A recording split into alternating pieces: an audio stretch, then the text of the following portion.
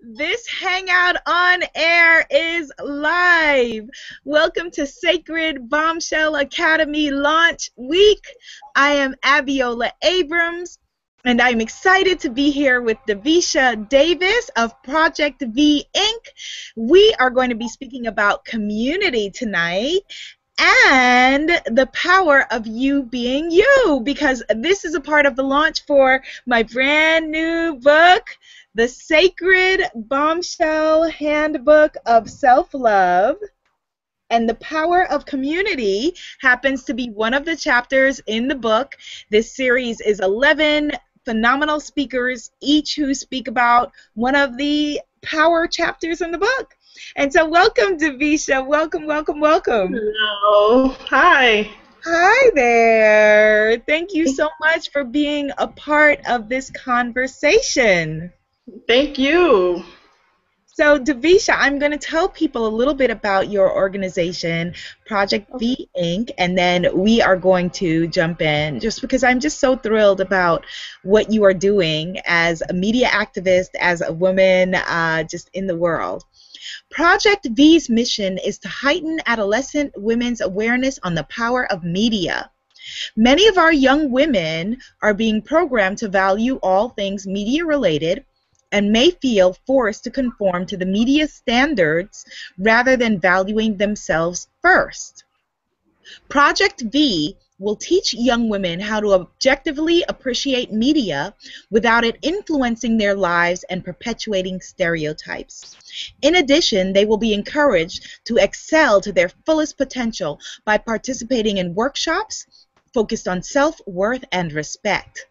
Through this program, young women will be able to apply the knowledge they have obtained to make a positive contribution to the media and to challenge the perception of women in media via writing and photography. What a lofty and well-needed mission, Davisha. So that's your formal mission statement.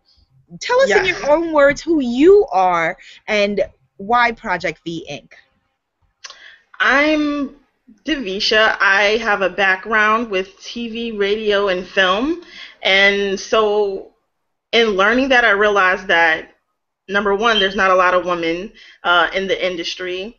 And two, how we are being projected on TV isn't something that I expected, especially with the uprise of reality TV shows and social media. More importantly, I'm an avid social media user, and being on Instagram and Facebook and Twitter and Vine and any other platform, I felt that there was a lack of confidence in women. They were subjecting themselves to negativity and demeaning themselves. You had women posing nude pictures online, dancing inappropriately, and participating in games that allow them to so to say, they weren't representing themselves in the appropriate manner. So I wanted to create a program in which women could build or rebuild their self-esteem. I realized that even though my target audience are younger women, I realized that women in general this is needed for all women, especially maybe parents of these young girls that I'm talking about. They may not be knowledgeable about media literacy.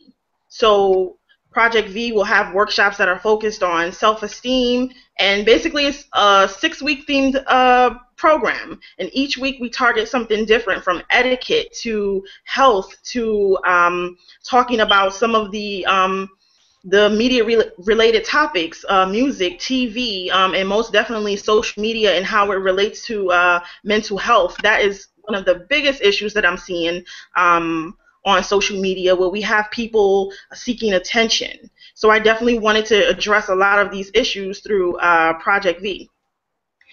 Thank you for the work that you do. Well, 15 years ago, you were one of these young women. Were there things in your personal journey, or I guess when you were a teen, what was your idea of media literacy, and how were you processing the reality shows and the things that you were seeing as a young woman? Did you have someone to be able to guide you through it, or how did you deal with that? There weren't anyone to guide me through it. I sort of learned from friends, and I guess 10, 15 years ago, the internet just became Social, yeah, popular, you know. yeah, yeah. um, for me, there was Skonex before there was a Facebook. And by the time I was in high school, then I learned about Facebook.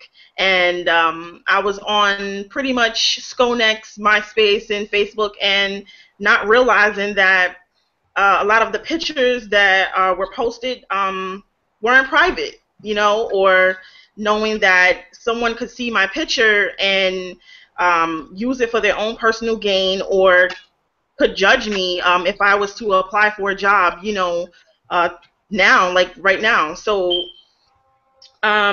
social media was just just In its coming infancy. together, and I see that it's becoming worse today, and I realize that a lot of parents may be out of the loop. I know my parents still aren't on social media, so I can only imagine some of the younger girls today. Their parents may be on social media, but they may be behaving in a way in which wouldn't be appropriate, especially as these young girls look up to them as their personal role models. Now, why do you think that the average adult woman who is watching this should care? That maybe she says, well, it's not my kids. My kids are not posting naked pictures of themselves, or maybe my kids are not watching reality TV or whatever it is. Why should the average person care about this mission? Well, when we talk about community, I look at it as a way of accountability. We are accountable for each other, even if it's not, our sister, our, cousin that's posing these nude pictures.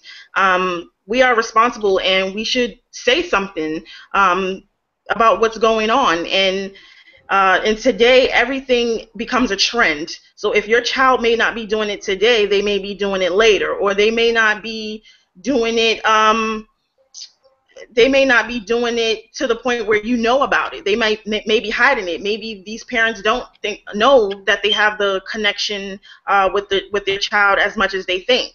So it's very important for parents to be involved, to just know about these things, know how to use social media effectively, and to help guide and educate their children, if anything, because no one is doing it right now. Yeah, I think that this is really powerful, the work that you're doing, and I hope that, is your objective that schools would pick up the Project V program? How is it that you plan to spread this work? I would love to have partnerships with schools in the New York City area. I I do want to launch the program myself first to see what works and what doesn't work, and then I can pretty much outsource the program and show them, this is a beneficial program, or maybe these particular workshops may be beneficial to some of the students that they serve. Okay, okay, wonderful. I love it that you're using your powers for good. That, what the audience should know about you, what viewers should know is that Davisha is by trade a PR professional. And that's actually how we met. And so, as she said that she was working in media and becoming versed in media and the power of the image and the power of media, and wanted to create a media literacy project for young women. And so I would ask you, because you have the power as someone who works in PR, to create community around almost anything. That's what PR is. So someone could, people represent wrestling, or, guns, or, I don't know, whatever. Like there's a PR person for everything, for the worst kind of music that you could think of, or, violence, or whatever it is. So how do you, as a PR professional, like, what are the tools that you use that an average person who's watching can use to be able to promote a positive agenda with the work, someone who's interested in doing positive work? I would say writing. As a PR professional and becoming more versed in PR, I would say writing is very powerful. In this industry in general, especially just being vocal and getting out everything that you need to say using social media. Social media is becoming a part of public relations. So using social media and using it in a positive way, regarding even if it means that a lot of people may not like what you're saying or like some of your posts, it's still important that you get out what you want to say. Beautiful. Well, then I would ask you, like you said, some people won't like what you have to say. How does, if someone is watching this and she or he has things that they want to say that they feel fearful about bringing that voice into the world. I was recently at your launch event for Project V Inc., and you got up and spoke very eloquently, and gave this masterful speech. And it was one of your first speeches, if you don't mind me saying that, and you did a wonderful job. How do you get from the point of, I have something to say, but I'm afraid to say it, to here I am and you're on stage and on a public stage and in a public venue promoting your agenda? I would say that it's about hanging out your shingles, as you would say, and just building up the courage to say something, even though it may not be popular amongst the majority. For me, it's what helps me say what I need to say is basically knowing that I may be helping someone in the audience, and maybe they need to hear the speech, even if 50, if it's 100 people and only 50 are listening, at least I said what I needed to say. And I also realized that by being silent, you never know who's in agreement with you. So sometimes you have to say what you need to say, even if it goes against the grain. And something that I noticed with social media, a lot of people are twerking online and they're fighting online, and they have their Facebook or their Vine or Instagram names attached to it. But then when it becomes something serious that's taking place in the community, they're speaking anonymously. And I feel like we need to encourage these people to say something, because I think twerking and fighting is a trend. So they're so confident that people are going to accept these things versus being vocal and saying what you need to say. They think that they're going to be shunned by society or their community. And I think that's truly, I think that's false. I think we need to encourage our people to just say what we need to say and be proud and be vocal. Well said. I think that, we're talking about building community, in terms of young people, but I want to talk about community and adult women, if we can, for a second. And we started this conversation actually in the previous session where I was talking with Diara Wright about creativity. And so I urge you, if you're watching this, to go and check that out. If someone is watching this and she feels isolated, and she came to this conversation because we're talking about community, that someone just, logged on, who, and the question and answer little widget is enabled. So if you want to ask questions, and they wanted to know more about what we're talking about. That, the objective of this conversation, we're talking about women, community, empowerment, and self-love. And so someone, Davisha, who is feeling isolated and wants to build community around herself, around her work, maybe around an objective, what are the concrete steps that she could take when she gets off of this hangout to do so? I think that this person should, take out a piece of paper and pen and write down what are the things that they want to do, how they would like to contribute to the community to improve it. And then basically they would take little baby steps in making that happen. Maybe that may be reaching out to certain people in their community, whether that's through email or connecting with them on social media. They can do take these little steps, and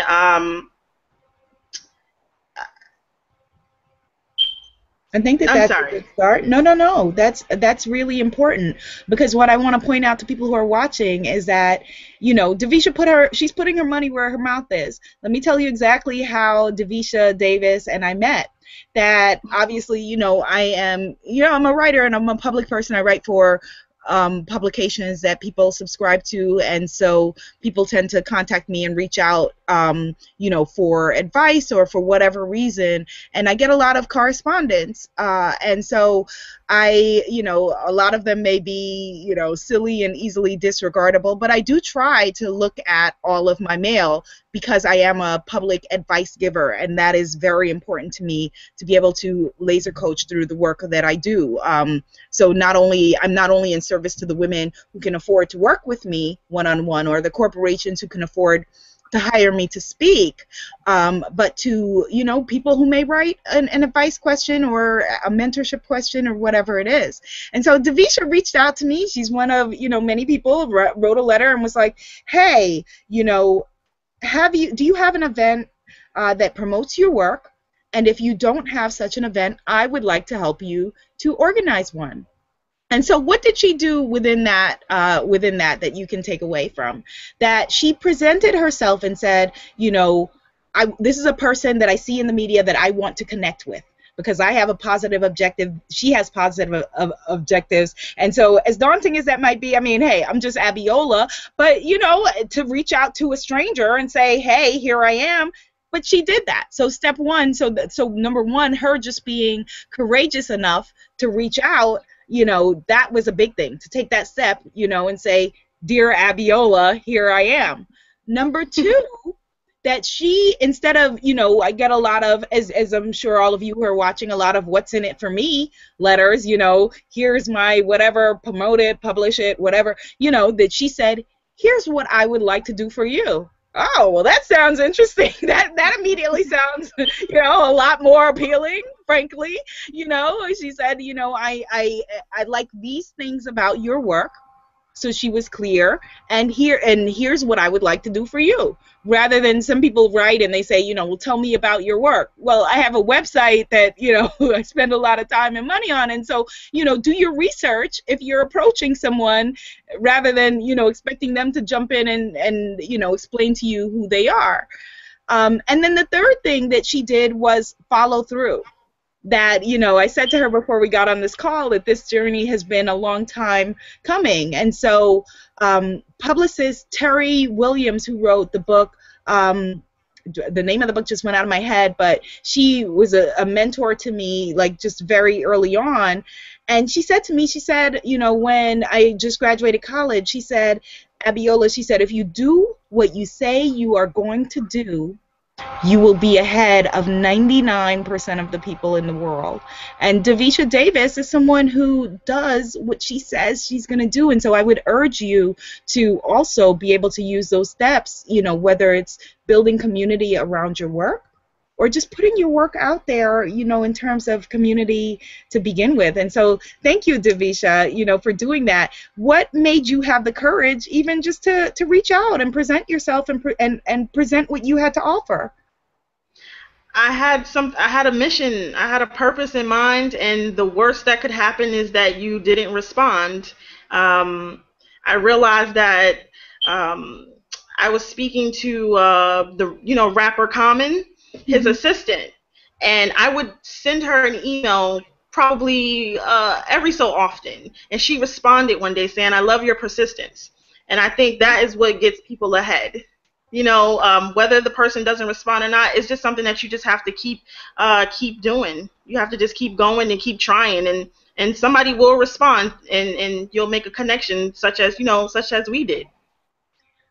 Excellent. And what I want to add to that, Davisha, is that you reached out, and in addition to reaching out, she had the chops to back up what she was presenting. She had a specific educational background and a body of work that, she wasn't reaching out. I'm not an astrophysicist. She wasn't reaching out to NASA and saying, hey, I'd like to, help with your spaceships. Although if that was her training, then that would be relevant. She had something to offer, and she brought something to the table.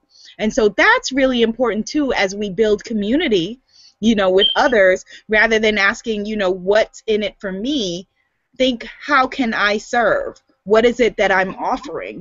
That for me, in presenting this book and bringing, birthing this book into the world, community and service is everything to me. That's why I wanted to do this series to begin with and have 11 speakers represent every chapter in the book.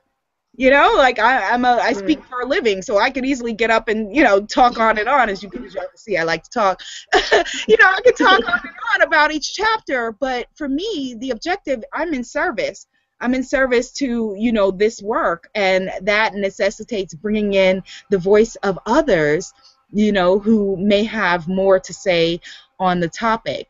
And so, Davisha, how do you deal with personal resistance in your life to you taking this kind of road not traveled? I was blessed to meet your beautiful mother at your event, and she seemed like just such a fan of what you're doing. How do you deal with personal resistance, whether in your friendships or whatever? The "who does she think she is" voice. That's a very good question. I think that sometimes it comes to a point in your life where you really can't, you really don't have to accept what other people are thinking or saying about you. You're on your own personal journey, and if that's something that they aren't interested in, it shouldn't make or break you. You should be able to say what you want to say and do what you want to do, and hope for the best. If they're there to support you, even better. But if they can't be, that's okay too. I'm on my own personal journey, and they are on their own personal journey as well. And so I haven't experienced that with any friends, and I'm hoping that I don't have to, because my friends and my family are very supportive of what I'm doing. So that's a blessing. But at the same time, you just have to develop this "I don't care" kind of attitude and just keep going. A prime example is when I wanted to do the launch party, I was going to pay for it myself. And then I just developed this attitude of, why not, why not me? Why not I ask for something? I don't care what anyone else is going to say. I don't care if people, what they're going to think about me asking for donations. And I just went and did it. And because of that, I was able to raise money for my organization and host a successful launch party. Yes. It was really exciting to see, and actually the bio that I read about her program that I read earlier is right off of her campaign, her crowdfunding campaign that successfully funded her event. I want you to speak more about that, actually, because a lot of people have issues around asking, for what it is that they want, and we want, ideally for those of us who are afraid to do that, you could be a lone ranger in this world and never have to ask anyone for anything. However, we human beings are built to be communal. And so it makes sense that the community would come together and fund what you're doing. My sister just had a successful Indiegogo campaign. She's going to South Korea. She's going to Seoul, as an artist. She is a part of a program there. And so it makes sense that a community would rally around, Abiola Abrams, an artist, for her to be able to do that. But we're afraid to ask. Right. And sometimes fear, frankly, wins when we let it. That, you mentioned Common earlier, and I confided in you when you told me that story about Common, that the one interview that that I was unsuccessful at in my life, that I can say, was that I was scheduled to do an interview with Common. I was in LA. I was a BET host at the time, and it was during the time of the BET Awards. And he's a man about his schedule. And I saw him, and for whatever reason, got immediately intimidated. Now, I've never been intimidated by anyone. Or actually, let me say, that's not true. I'm generally a feel the fear and do it anyway person. Put on my big girl panties, do my internal meditation and prayer and work that I need to do, my spiritual armor, and I'm good to go. But for some reason, I felt like bowled over by this man and his handsomeness and all of that stuff. My sacred bombshell was not in full effect for me at that moment. And so I stayed in the makeup chair longer than I should have, knowing that I was going to miss, this is a junket, things are moving, the opportunity to interview him. And so fear won that day. How do you talked about how you deal with the external voice, and then there's some great questions that people have for you. How do you deal with the internal voice? It's one thing when the who does she think she is coming from other people. It's another thing when Right. it's coming from here. Right. I still have, problems with that, but I have to tell myself that I shouldn't doubt myself or my abilities and just go for it. Like I said again, like I said before, like the worst that can happen is somebody say no, and then you just move on to the next option sometimes. Fear is the mind killer. It'll put, false things in your head that aren't real, or, you're coming up with things, making more excuses and reasons not to do something when you should just go for it. And I think sometimes once you just put yourself out there, that fear kind of eases away. And then next thing you know, you're always asking for something, or you're always putting yourself out there, and you want to be heard and you want to be seen. So it's a process. It's not going to happen overnight. It takes some time, but I think once you take that first step and say, you know what, I just have to go for it, it kind of be, and hopefully it'll come second nature to you. I want to come back to the crowdfunding thing, but we have a really, really great question here that I want us to talk about, because I know that the person who is asking the question is a mother who is raising a young woman within the age group of the women that you're talking about. And she says, great work, Davisha and Abiola. How do we inspire young women to have the drive and the persistence that Davisha exemplifies? Great question. Wow. That is. Um, First, I mean, each person is different. I think that we have to help these young people figure out what they're interested in, what they're good at. And a conversation I had with someone else is that people think that uh, beauty and being sexy is important. What people fail to realize is that intelligence is sexy, and that's something that I had a problem with. If someone asked me, what connects you to Project V, and I would have to say that, as a young person, I would downplay my intelligence. I didn't find intelligence, beautiful. I thought that you had to physically be beautiful. But if we help, kind of educate some of the young people to let them know that beauty is only skin deep, and who you are, how you dress and what you're interested in, and these things could inspire them to do something different and to be different. They don't have to be like the people we see on reality TV shows, or following the trends that's on social media. I think we just need to help them and pretty much guide them into seeing what they're interested in. That's the only way. That's the only way they can really reach their fullest potential. I realized, a little early on, than most people, what I'm interested in, what motivates me, and that was writing, and it's no surprise how I ended up in public relations, and it's no surprise that I'm interested in working with young people, because I've been tutoring and I've been working as a teacher for almost 7 years. So you just kind of have to find what we're passionate about, and that'll be, that's the guide. Great advice.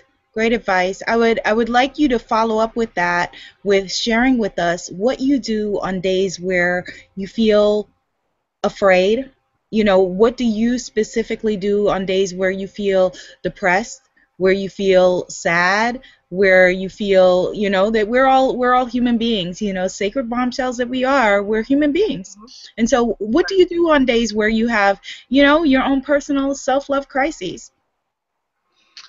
Um, I love music, and I think music is pretty much my savior. It brings me into a happier place, and I also love to write.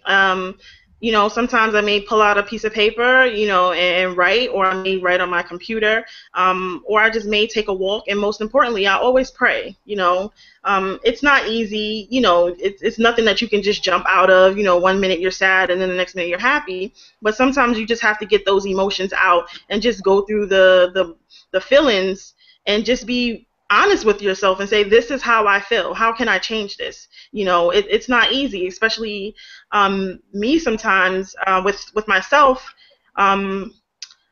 It took me a long time to embrace who I am. I'm a brown girl. I have locks. I have a nose ring, and I'm plus size. These are opposite of everything that I see, when I walk down the street. But at the end of the day, I'm okay with that. Like, I love myself. I'm confident in who I am and what I bring to the table. So, it's the little baby steps. It's praying and hoping for the best that kind of gets you through those days. I think that that's really, really beautiful, and thank you so much for sharing something so personal. Because I'm all about us having these conversations and having takeaways, having steps, things that we can do. And I completely agree with you that music is such an important tool. That one of the things in the book I have at the end of each chapter, resources, and music is such an important resource, like you said. Are there, it's, of course music is intensely personal, but if you don't mind, would you share with us, is there what music helps you to feel better? I am a lover of neo soul music, so I love some Maxwell, some Jill Scott, some Erica Badu. Like, I like those people. Those people put me in a better place. Yes, okay, excellent. We definitely love the neo soul. We definitely love the neo soul.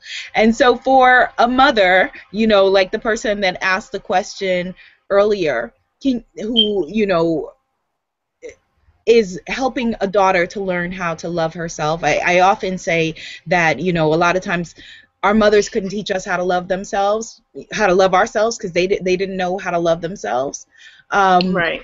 What specific things, I know that you're not a mom yet, I'm not blessed to be a mom yet. What specific things can you tell, a mother who is raising a daughter around, in terms of self-love and community building and that sort of thing, positive imagery? I think that it's about helping, to affirm into them that they are beautiful. And I realize that sometimes coming from parents, it doesn't work. Like, my mom says I'm beautiful, and that's supposed to make you feel better. But I think that when we get to the point where we don't really need anyone's validation, is only when we can feel beautiful. And that's not going to happen. I had family members tell me I'm beautiful, and then when you leave outside that house, you may have other people saying, you're not beautiful, or they don't like the color of your skin, and they don't like your hair. But it's only then when you build that thick skin and that despite what they're saying, it's you're still beautiful, and that what they're saying is not true. And most importantly, you just really don't care. Like, as much as I don't really like to use that phrase, like, I don't care, it kind of works. In pertaining to other people's opinions, because you can't really live for other people's opinions. You have to live for yourself and what you think and what you believe, and only then will you come out of your shell. I've been told so many times that I'm on more of the quieter side, but that's something that I'm willing to embrace. I don't really care that people say I'm shy. Well, this is me. I'm very serene. I'm very peaceful. That's my way of putting it. I like to think before I speak. So it's those little things that'll help someone to love and appreciate themselves. Yes, yes, yes, yes. And I say activate, along to piggyback off what you just said, I say activate your inner so what? So if it's okay, you're too dark or too light or too skinny or too fat or too tall or too short, or your hair is too, kinky or not kinky enough, so what? And now what? And then what, Exactly. and so it's that, and then what, that next stage that gets us there. And I think that the biggest gift that a mother raising a daughter or a son, could give to her children is to learn how to love herself and to, Right. to embrace all of who she is.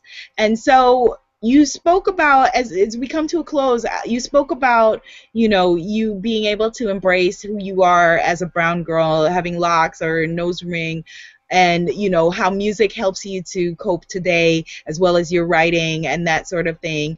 And we are talking about, because our lesson is about community and self-love.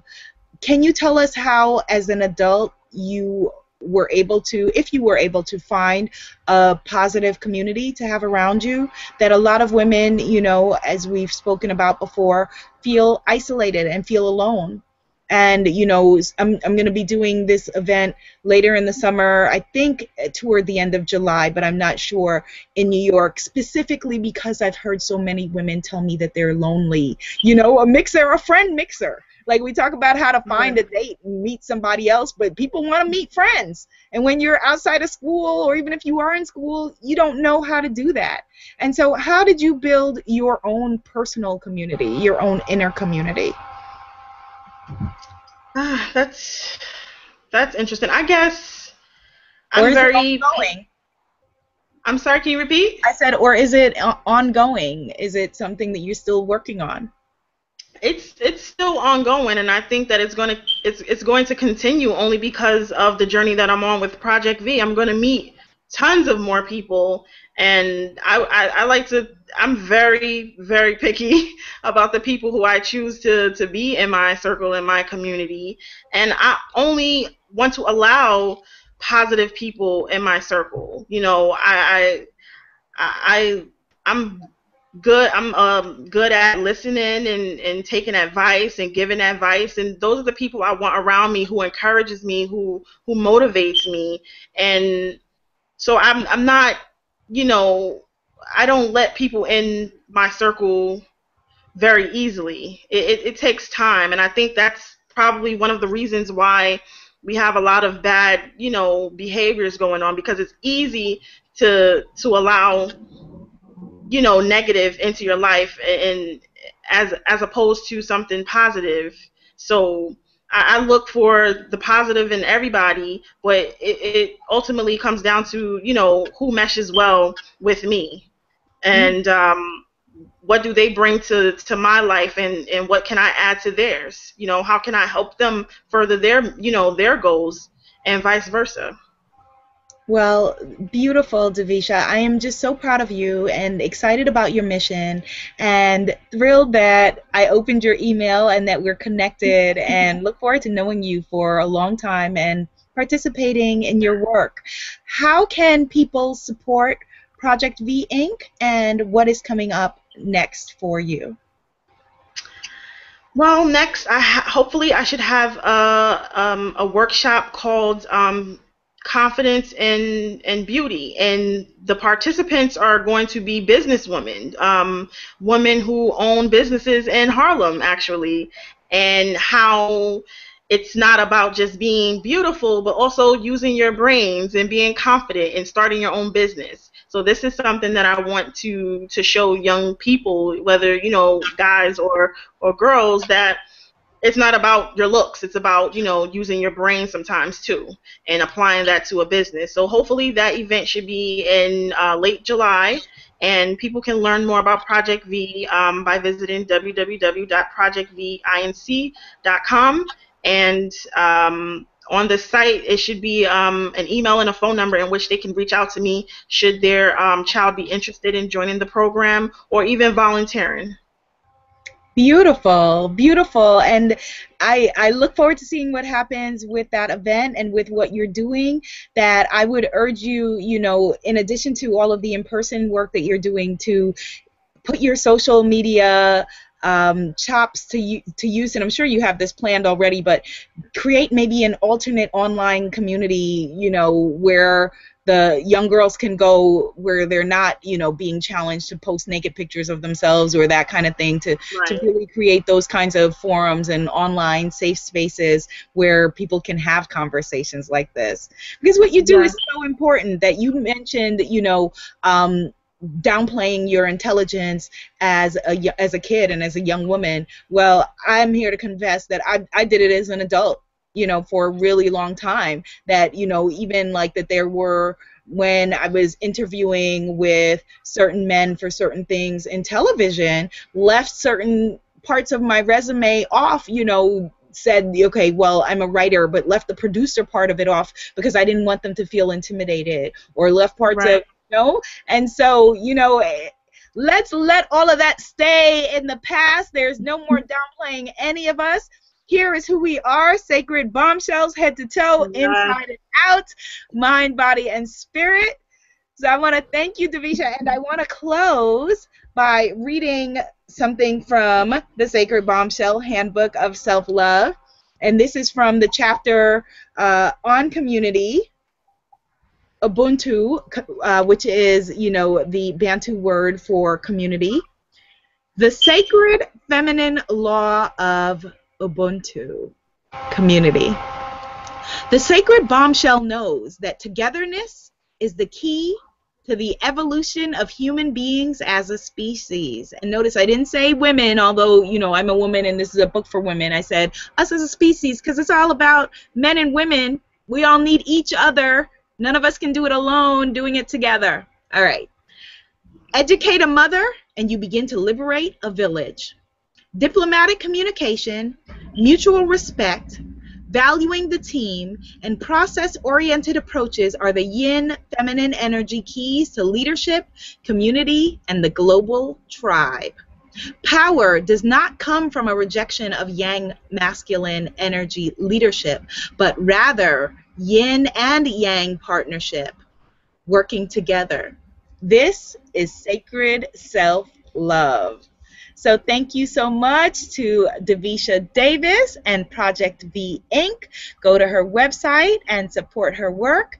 Thank you so much for supporting this series by watching, and I hope that you learned things that you can apply to make your life better. If you missed any of the videos, you can find them on my YouTube channel, youtube.com/planetabiola.